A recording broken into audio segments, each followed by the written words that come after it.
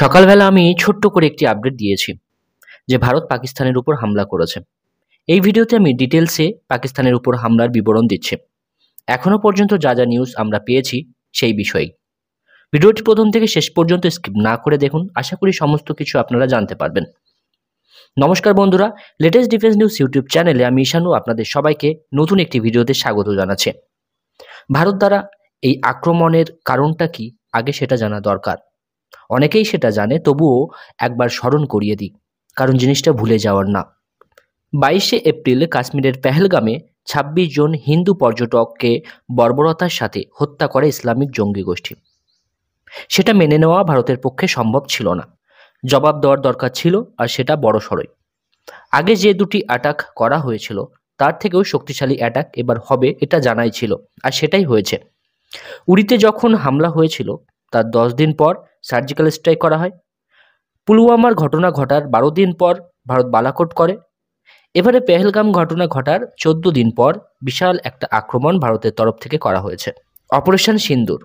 অপারেশনটার নাম এটাই রাখা হয়েছে। এরকম নাম রাখার পেছনের কারণ আছে। ইসলামিক জঙ্গি গোষ্ঠীর সদস্যরা 26 জন হিন্দু পুরুষকে হত্যা করেছে। হিন্দু মহিলারা বিধবা হয়, সেখানে তাদের স্মৃতির সিঁদুর মুছে যায়। সেই স্মৃতির সিঁদুরের মান রাখতে এই অপারেশনের নাম রাখা হয়েছে অপারেশন সিন্দুর। পাকিস্তান এবারে বলিউডের সেই ডায়লগটা মনে করছে। সত্যি এক চুটকি সিঁদুরের দাম তাদের এভাবে শোধ দিতে হচ্ছে। 7ই মে ভোরের দিকে ভারতের 3 সেনা কোঅর্ডিনেট করে এই আক্রমণ চালায়। রাত্রি 1:44 নাগাদ ভারতের তরফ থেকে অপারেশন সিন্দুরের ঘটনা জানানো হয়েছে। সকাল 10:30 ইন্ডিয়ান আর্মি এবং ইন্ডিয়ান এয়ারফোর্স প্রেস কনফারেন্সের মাধ্যমে অপারেশনের ডিটেলস জনসমক্ষে ঘোষণা দেয় যে ভারতীয় আর্ম ফোর্স কিভাবে এই হামলা চালিয়েছে। কোলাটারাল ড্যামেজ যাতে না হয় সেই হিসাবে মিসাইলের ওয়ারহেড সিলেক্ট করা হয়েছে। ইন্টেলিজেন্ট ইনপুটকে কাজে লাগিয়েই তৈবার ক্যাম্পকে টার্গেট করা হয়েছে প্রিসিশন স্ট্রাইকের সাথে। ভারতীয় আর্ম ফোর্স অস্ত্রের কোনো ডিটেলস তারা এখনও কিন্তু দেয়নি যে এই অ্যাটাকে ভারতীয় আর্ম ফোর্স কোন কোন অস্ত্র ব্যবহার করেছে। তবে যে ফুটেজ ভারতীয় আর্ম ফোর্স দুনিয়ার কাছে শেয়ার করেছে সেটা দেখে আমরা কিছুটা আন্দাজ করতে পারি।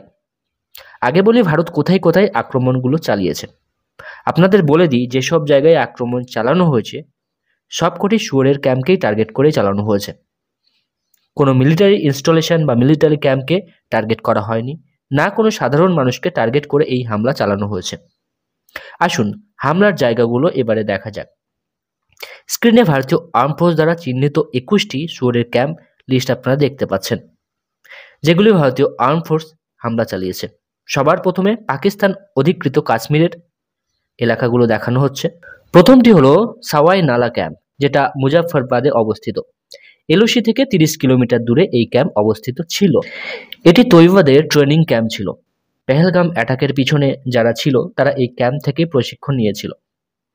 সেকেন্ড হচ্ছে সায়েদানা বিলাল ক্যাম্প, এটি মুজাফফরবাদে অবস্থিত। এটি হাতিয়ার, বিস্ফোরক, জঙ্গলে সার্ভাইভ করার ট্রেনিং এই সেন্টারে দেওয়া হতো। গুলপুর ক্যাম্প কোটলি এলওসি থেকে 30 কিলোমিটার দূরে অবস্থিত ছিল। তীর্থযাত্রীদের বাসে হামলা যারা করেছিল তারা এই ক্যাম্প থেকেই এসেছিল। বারনালা ক্যাম্প ভীমবার পিওজেকে মানে পাক অকুপাইড কাশ্মীর, এটি এলওসি থেকে 9 কিলোমিটার দূরে অবস্থিত। আব্বাস ক্যাম্প কোটলি, এটি এলওসি থেকে 13 কিলোমিটার দূরে অবস্থিত ছিল। ফিদাইন এখানে তৈরি হতো। ক্যাপাসিটি 15 জন, মানে 15 জন শুয়োরকে ট্রেনিং দেওয়ার সুবিধা এখানে ছিল। এই যে কটি ক্যাম্পের কথা আমি বললাম এগুলি পাকিস্তান অধিকৃত কাশ্মীরে অবস্থিত ছিল। এবারে যে ক্যাম্পগুলির নাম বলবো সেগুলি পাকিস্তানের ভিতরের ক্যাম্প। প্রথমে সার্জাল ক্যাম্প সিয়ালকোট, এটি আন্তর্জাতিক সীমানা থেকে 6 কিলোমিটার দূরে অবস্থিত ছিল। 2025-এর মার্চ মাসে জম্মু কাশ্মীরে 4 জন পুলিশের জওয়ানকে হত্যা করা হয়েছিল, আপনারা জানেন। যারা করেছিল সেই সকল জঙ্গিকে এই ক্যাম্পে ট্রেনিং দেওয়া হয়েছিল। দ্বিতীয় হলো মেহমুনা জোয়া ক্যাম্প, সিয়ালকোটে অবস্থিত। এটি আন্তর্জাতিক সীমানা থেকে 12 থেকে 18 কিলোমিটার দূরে অবস্থিত ছিল। পাঠানকোট এয়ারবেস হামলাতে এই ক্যাম্প থেকেই কিন্তু করা হয়েছে।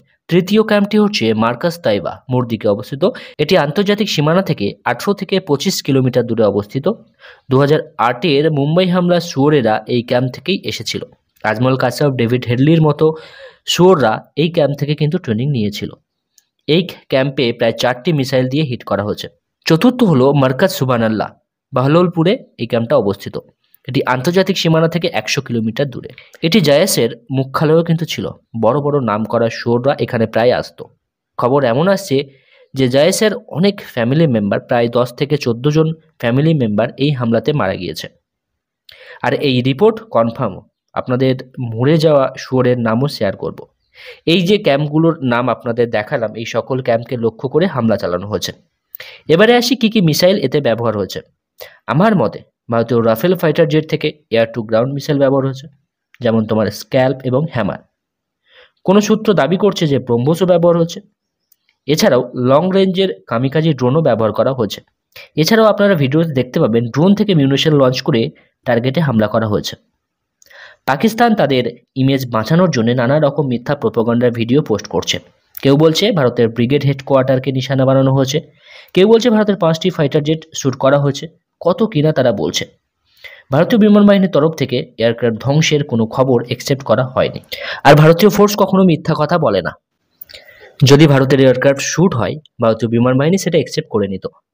ভারতের উপর খেলা ঘোরাতে গিয়ে পাকিস্তান এটা উত্তর দিতে ভুলে গেছে যে ভারত এই হামলা চালালো কিভাবে। পাকিস্তানের এয়ার ডিফেন্স সিস্টেম কি করছিল? পাকিস্তানের কাছে যা এয়ার ডিফেন্স সিস্টেম আছে সবই তো চাইনিজ তৈরি, তাই না? LY-80, LY-80EV, HQ-9P, HQ-9BE সব এয়ার ডিফেন্স সিস্টেম কিন্তু চায়নার তৈরি। যখন হামলা হয় তখন এই সকল এয়ার ডিফেন্স সিস্টেম কি করছিল? ঘুমাচ্ছিল নাকি ঘুম পাড়িয়ে রাখা হয়েছিল? আনকনফার্ম সোর্স থেকে আমি বলছি যে HQ-9Bর মতো সমস্ত চাইনিজ এয়ার ডিফেন্স সিস্টেম সেদিন ঘুমাচ্ছিল। আবার অনেক নিউজ এটা বলছে যে HQ-9B তো মিসাইল লঞ্চ করা হয়েছিল, কিন্তু টার্গেটে আঘাত হানতে পারেনি, কারণ SU-30 MKI এর ইলেকট্রনিক ওয়ারফেয়ার সিস্টেমের মাধ্যমে সেই সব মিসাইলের দিকভ্রম করে দেওয়া হয়েছিল, মানে জ্যাম করে দেওয়া হয়েছিল। অথবা এটাও হতে পারে SU-30 MKI না, রাফেল ফাইটার জেট যে ইলেকট্রনিক ওয়ারফেয়ার সিস্টেম ইউজ করে স্পেকট্রা, সেইটা দিয়ে এই মিসাইলগুলোকে জ্যাম করা হয়েছে। অনেক কিছুই কিন্তু সার্কুলেট হচ্ছে। আমরা আবারও বলছি এগুলি কনফার্ম না, ঠিক আছে? তো আমরা চাইলে আমরাও অনেক কিছু রটাতে পারি, অ্যাকচুয়ালি কিন্তু আমরা সেটা রটাচ্ছি না, ফ্যাক্টের উপর আমরা কথা বলছি। পাকিস্তান বা আমাদের পড়শি দেশ বাংলাদেশ যে ফলস নিউজ ছড়াচ্ছে সেই নিয়ে আমি একটি ডিটেলসে ভিডিও আনবো, যে তারা কি কি ফলস নিউজ ছড়াচ্ছে, তার সত্যতা কি, এবং তারা যেটা বলছে সেটা কতটা ঠিক, সেই নিয়ে ডিটেলসে একটি ভিডিও আনবো। অবশ্যই সেই ভিডিওটি দেখার জন্য চ্যানেলটিকে সাবস্ক্রাইব করে রাখুন। দেখা হবে নতুন একটি ভিডিওতে নতুন টপিকের সাথে। ততক্ষণে সবাই ভালো থাকবেন, সবাইকে ভালো রাখবেন। ধন্যবাদ। জয় হিন্দ, বন্দে মাতরম।